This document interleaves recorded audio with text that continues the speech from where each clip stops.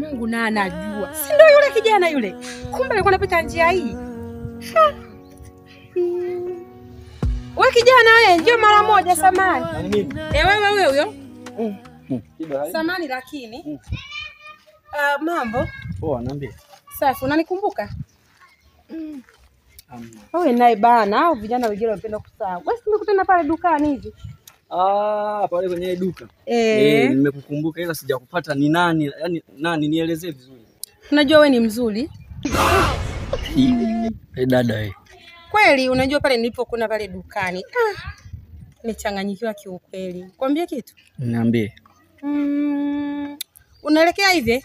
Mimi napandisha hapo juu hapa kuna mission naenda kufanya hapo. Kweli mimi naelekea hivi, napandisha hapo juu kuna mission naenda kufanya hapo. Na mimi naelekea njia hiyo hiyo. Vipi? Tunaweza lakini tunaweza kupitia kwangu mara moja. Tusifike huko tukachukua muda, si unajua mambo ya kazi haya. Wewe naye bana tunawahi bana. Mara moja tu tunapiga hata story tu 2 3 unaondoka. Nakusindikiza sawa Poa, tuondoke. Ndugu zangu hawapendi lakini najua ucheshi uko kwenye damu. Kwa hiyo sasa tutaonana tena kweli? Kwanza kabisa niweze kuomba samahani kwa ile niliongea pale barabarani. Wewe naye kwaze. Kweli sikujua kama kuna kitu kizuri kama nilichokipata leo. Kweli? Asante sana. Unajua wewe ni mzuri, wewe ni mtamia. Kweli ndio yani. Tuendelea tu kuwasiliana wala tusijali mimi. Basi sawa. Mimi ni mtu wa furaha.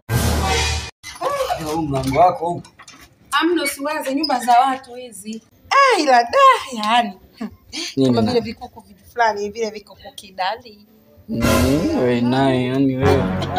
Sasa mimi ngoja nataka niondoke sasa. Unajua basi sawa, usubiri basi simu yangu lakini usinipigie mpaka nikupigie. Usijali. Kuna muda nakuwa pasipo. Unajua mambo ya mjini hapa nakuwa kwenye mishemeshi. Mambo ya vikoba ndio hizo. Sasa sikia, chukua hii hapo tendo kachukue supu. Hii fungu langu na utaangalia hata mazingira ya supu.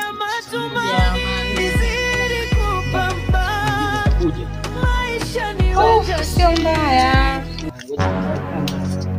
Au nikubalishe? Hamna namba tu. Nyage sasa. Basi hata ikionekana siri nizidi kupambana. Naweza kwa kweli hata dunia ikitetemeka. Nadhani kaniweza na dawa yao bado.